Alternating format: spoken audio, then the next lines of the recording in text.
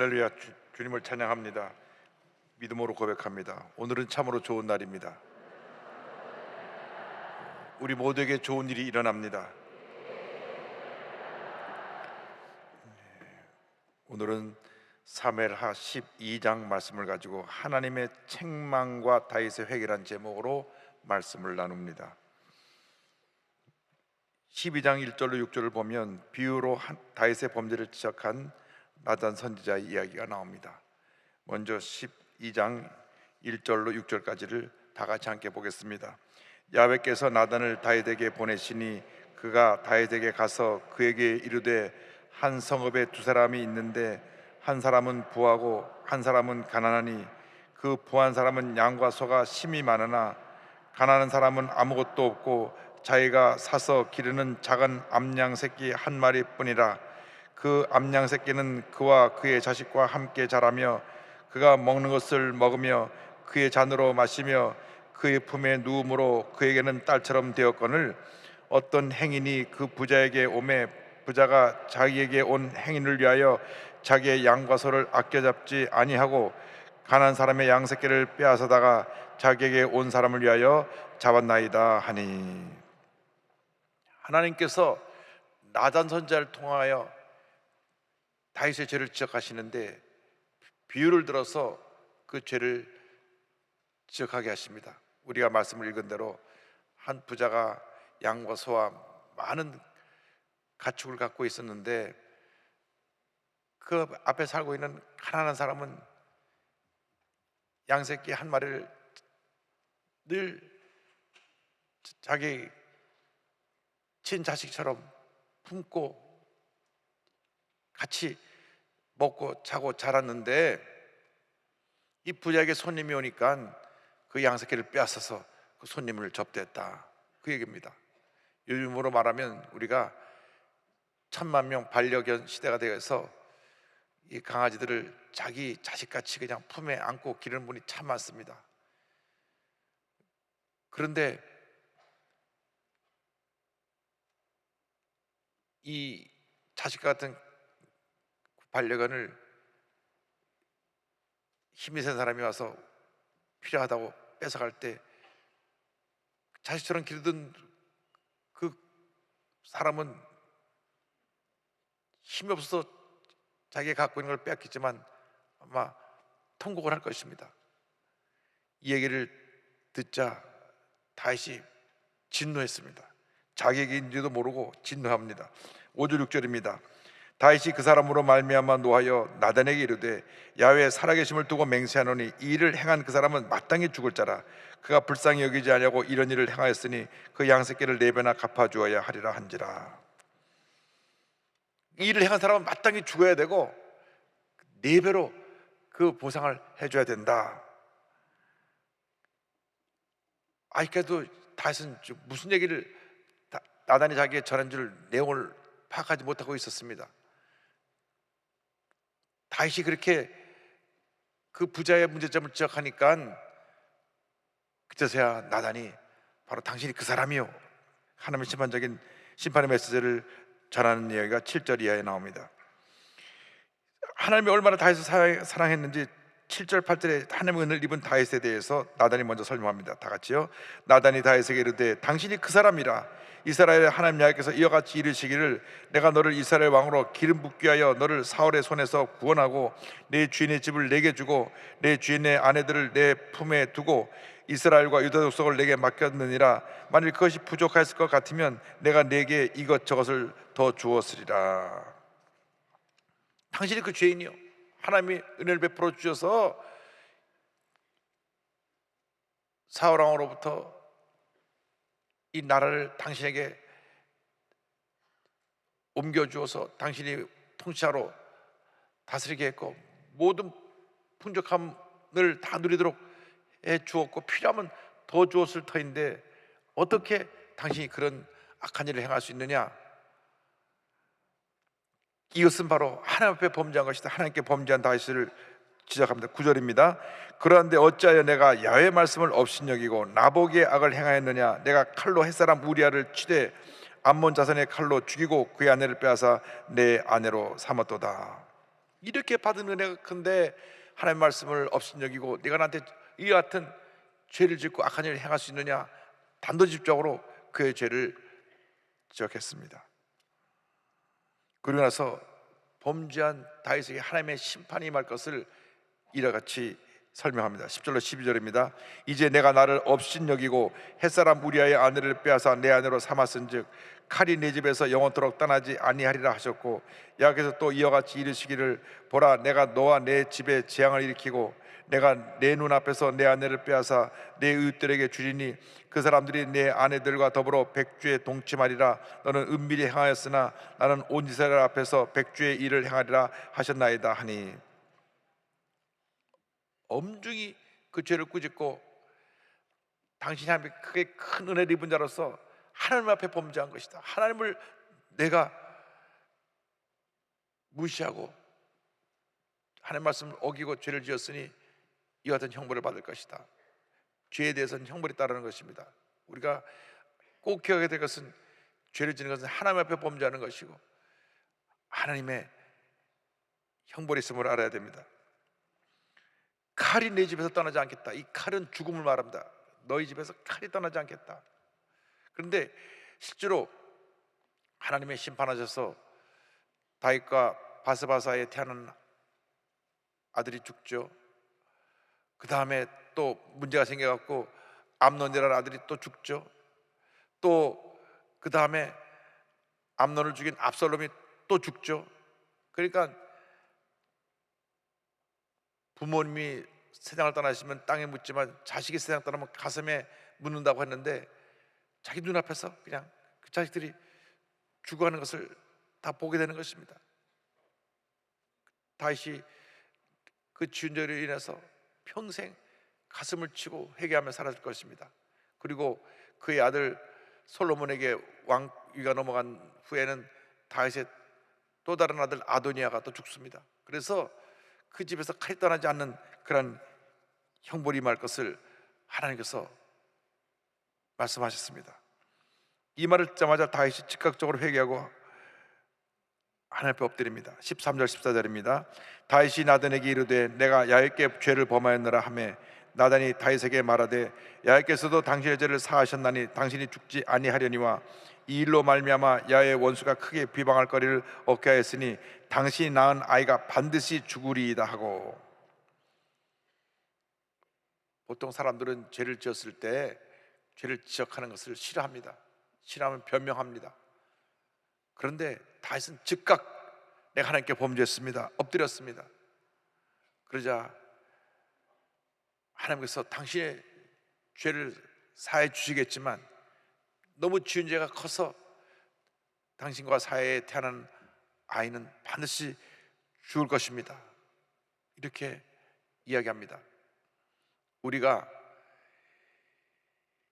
하나님께서 우리가 많은 은혜를 베풀어 주셨는데도 불구하고 하나님 앞에 죄를 지었을 때 그 죄를 깨닫는 그 순간 즉시 회개해야 됩니다. 죄에 대해서는 민감해야 되고 회개가 빨라야 됩니다. 신속해야 됩니다.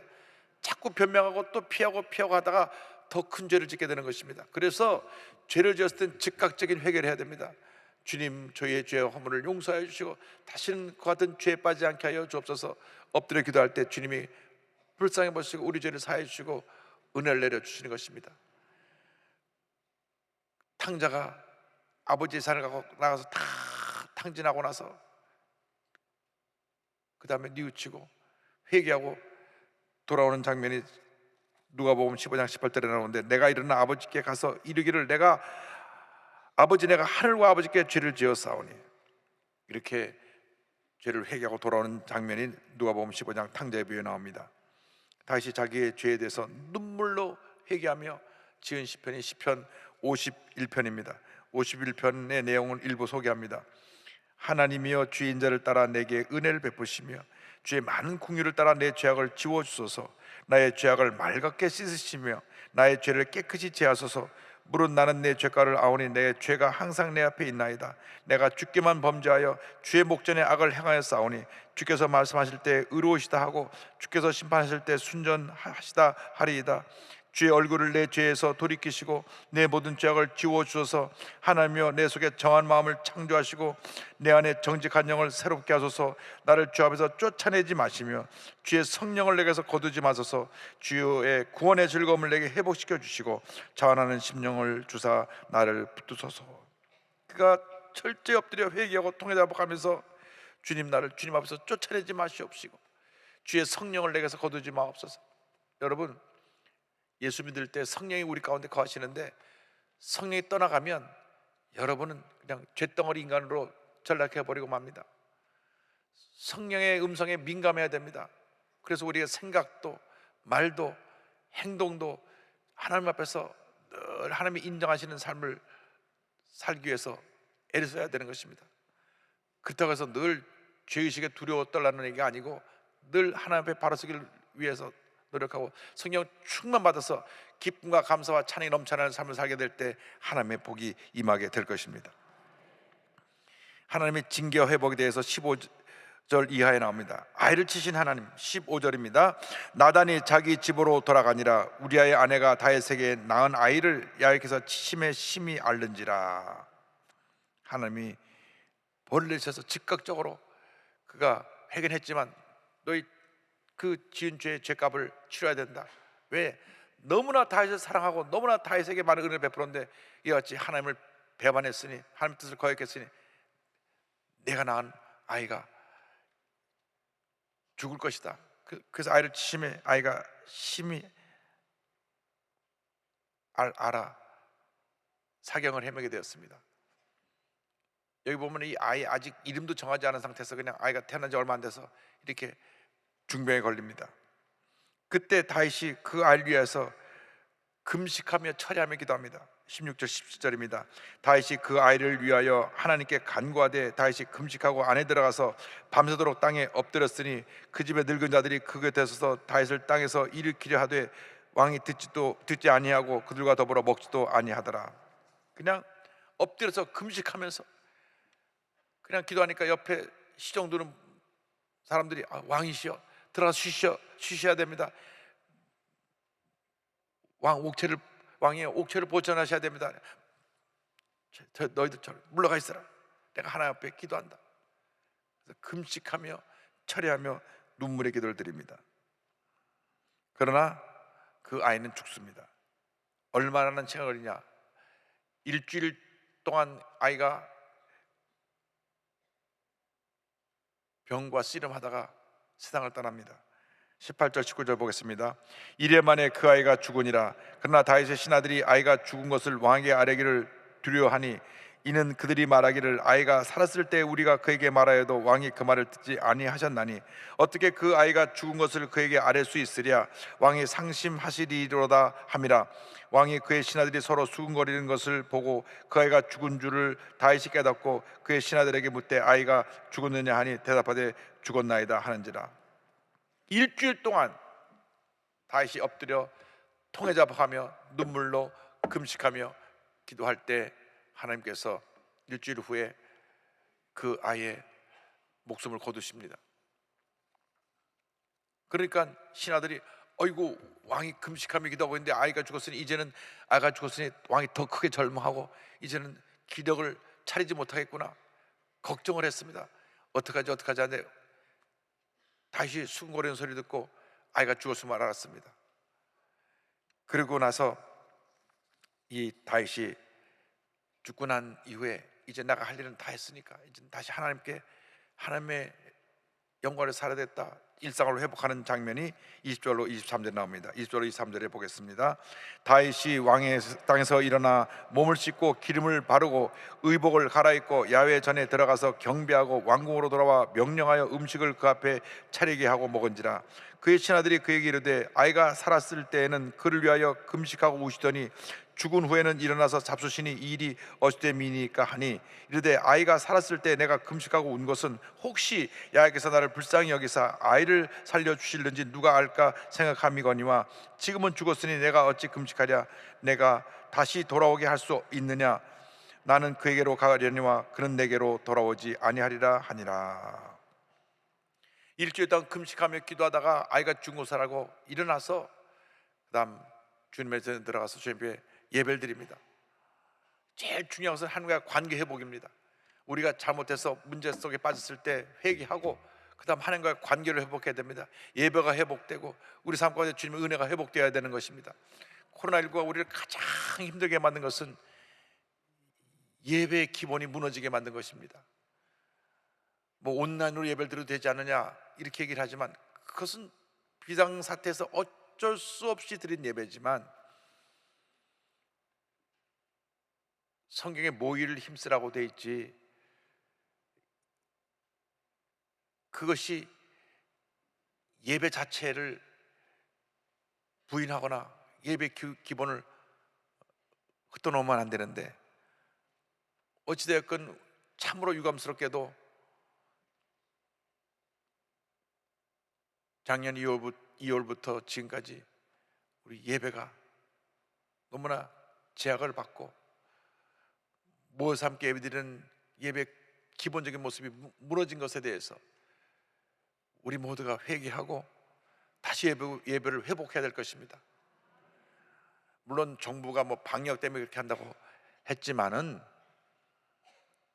우리 기독교 1천만이 이 사회에 선한 영향을 끼치고 정말 좋은 일을 많이 했더라면 방역하는 데서도 교회만 이렇게 문제 삼고 이중적인 기준을 둬서 힘들게 하지 않았을 터인데 그만큼 신뢰가 떨어졌기 때문에 딴 데는 다 풀어놔도 교회는 더 그냥 많은 제약과 고통을 가한 것입니다. 그래서 이제는 우리가 이번에 예배가 회복되면 다시는 정치하는 사람들이 교회를 이런 일로 인해서 탄압하지 않도록 정말 우리가 깨어 기도하고 사회를 변환시키고 사랑의 영향을 끼치는 그러한 교회로 거듭나야 될 것입니다. 또 그렇게 교회를 존중히 여기고 기독교 신앙이 중요한 것을 알고 예배 중요성을 아는 그러한 지도자가 세워져서 우리 대한민국이 기독교 신앙의 국회 선물로 말미암아 세계적인 나라로 다시 거듭나게 되는 그러한 기회가 주어지게 될 것을 우리는 믿고 기도해야 될 것입니다. 유혈을 막론하고 우리 기독교 신앙의 중요성, 가치관을 높이 평가하는 사람이 다음에 대통령으로 돼야지, 그렇지 않으면 우리나라가 또 더 큰 어려움이 올지 모릅니다. 기도 많이 해야 됩니다. 제가 누굴 찍으라는 얘기가 아니라 그런 사람을 찍으라는 것입니다. 우리가 기도 많이 하고 정말 기독적 신앙 가치관을, 자유민주주의 신앙을, 이 사상을 잘 유지할 수 있고 국가 안보를 튼튼하게 하고 세계 가운데 우리 대한민국의 위상을 굳건히 세우고 한미 동맹을 강화하고, 그래서 누구도 우리 대한민국을 감히 옆에서 뭘 할 수 없는 그러한 강대 국가로 세울 수 있는 그러한 지도자가 세워져서 이 나라가 구원에 서게 되기를 간절히 소원합니다. 그래서 이 다윗이 하나님 앞에 예배를 드리고 일상을 회복합니다. 우리의 회복이 예배 회복이 먼저입니다. 예배 회복. 11월 1일부터 백신 맞은 사람 100% 이제 예배 드릴 수 있도록 되어 있으니까 이제는 11월 1일부터는 100% 성도들이 교회 나와서 예배를 드릴 터인데, 이유가 있어서 백신을 못 맞은 분들이 교회에 문의가 왔습니다. 우리는 기저질환이 있어서 백신을 맞고 싶어도 지금 못 맞고 있는데, 그렇다고 우리를 꿈에도 소원은 대성전 가서 예배 보는 것인데 우리의 소원은 통일, 노래가 있듯이 우리의 소원은 대성전 예배인데 그렇게 제약하시면 어떡합니까? 라는 그러한 항의성의 문의가 있어서 주일 4부부터는 4, 5, 6, 7부부터는 백신을 그렇게 상황적으로 안 돼서 못 맞으신 분들에게는 문을 열어서 그때는 50%만 예배를 드리고 1, 2, 3부는 100% 예배를 드리도록 했습니다. 할렐루야. 어쨌든 우리가 예배가 회복되어야 됩니다. 예배 회복되지 않으면 우리 교회, 우리 대한민국의 미래가 없습니다. 그런데 이제 한 가지 염려되는 것은 이렇게 100%팍 이렇게 풀어놨을 때 우리가 방심해서 또 다른 나라 경우를 보면 이 확진자가 급속히 늘어날 수 있기 때문에 전문가들은 그렇게 풀어놨다가 조심하지 않으면 10,000명, 20,000명 확진자가 나올 수 있다고 경고를 하고 있으니까 우리 특별히 그럴수록 더 조심해서 늘 마스크를 착용하고, 사람들 많이 모이는데 가급적이면 예배드리는 거 빼놓고 몰려다니지 말고, 왜냐면 마스크 보고 식사하고 일하는 여기서 자꾸 문제가 생기니까 그런 밀폐된 공간에 가서 음식 먹고 하는 거 그것도 조심하고 해서 우리가 예배 회복에 힘쓰고 하나님께 영광 드리는 여러분 모두가 되기를 바랍니다. 예. 조금 전에 미국 상황에 연락이 온 연락을 보니까 미국은 이 백신 맞은 사람이 아직 7, 80% 도달 못 해가지고 내년도에도 지금 이 방역 체제를 더 지금처럼 철저하게 해서 본 상황을 유지하겠다. 그래서 지금 내년도 미국 일정에 대해서 지금 조정을 해야 될 상황이 생겼는데, 우리가 약간 더 조심해야 됩니다. 풀어놨을 때 우리가 방심하면 이 바이러스라는 것은 눈에 보이지 않는 것이 돌아다니니까 철저히 적용하고 철저히 잘해서 예배 회복하는 데 지장받지 않도록 최선을 다해 주시기 바랍니다. 하나님의 긍휼과 사랑에 대해서 24절 25절입니다. 다윗이 그의 아내 바세바를 위로하고 그에게 들어가 그와 동침하였더니 그가 아들을 낳음에 그의 이름을 솔로몬이라 하니라. 여호와께서 그를 사랑하사 선지자 나단을 보내 그의 이름을 여디디야라 하시니 이는 여호와께서 사랑하셨기 때문이더라. 하나님이 이 아들을 잃고 슬퍼하는 다윗을 긍휼히 여기시고 은혜를 베풀어 주셔서 다시 아들을 낳게 해주셔서 이름을 솔로몬이라 하고, 보면 솔로몬에게 왕권이 넘어가는 것을 알 수 있습니다. 그만큼 다윗이 사랑을 받았습니다. 우리는 인간적인 생각으로 이 다윗의 후계자가 다윗의 다른 아들한테 그렇게 지정돼서 넘어가야 되는 것이 맞다고 생각하는데, 하나님의 뜻은 다시 회개하고 돌이키니까 은혜를 베풀어 주셔서 이런 아들 대신 또 다른 아들을 주시고 또 그에게 왕위를 계승하게 해주신 걸 보면 하나님의 그 사랑에 대해서는 우리가 인간적으로 뭐라고 말할 수가 없습니다. 그렇게 우리가 죄 가운데 죽었던 인생을 택하여 구원하셔서 하나님 자녀 삼아 주신 것입니다. 나 같은 죄인을 살려주시 주님에 대해서 감사하고 또 감사하고 또 감사하고 또 감사해야 될 것입니다. 예수 믿는 사람 일생은 감사의 일생이 되어야 합니다. 한평생 나 같은 죄인을 구원하시는 은혜를 감사합니다. 감사합니다. 내가 죄덩어리가 되어서 그저 밤낮이 죄를 짓고 죄 짓고 회개하고 죄 짓고 회개하고 그렇게 살았음에도 불구하고 사랑하셔서 정말 회개하고 바로 서 있으려고 노력할 때 풍성한을 베풀어 주신 그 은혜와 사랑을 잊지 않게 하시고, 늘 하나님 보시기에 하나님이 인정하실 만하고 하나님이 기뻐하시고 하나님이 원하시는 그런 삶을 살아가는 우리 모두가 되기에 힘쓰는 여러분 모두가 되기를 주님의 이름으로 축원합니다. 오늘 여기까지 말씀 공부하겠습니다. 기도하겠습니다. 사랑과 은혜와 자비가 무한하신 하나님 아버지, 우리가 죄에 대해서 민감하고 늘 죄 짓지 않게 우리 자신이 성령으로 충만하고 깨어 있어서 죄의 유혹을 물리치게 하시고 흑암의 것에 싸워 승리하게 하시고 하나님의 원에서 헌신하는 저희 모두가 되도록 주님 도와주시옵소서. 혹여 우리가 우리 육신이 연약하여 죄짓고 범죄했을 때 그 즉시 깨달은 순간 엎드려 회개하고 돌이켜 주님의 긍휼하심과 용서하심을 체험할 수 있게 해주시고 주 앞에 바로서 남은 인생 하나님이 인정하시고 기뻐하시는 삶을 살아가는 저희 모두가 되도록 주님 도와주시옵소서. 감사하고 예수님의 이름으로 기도 올리옵나이다. 아멘.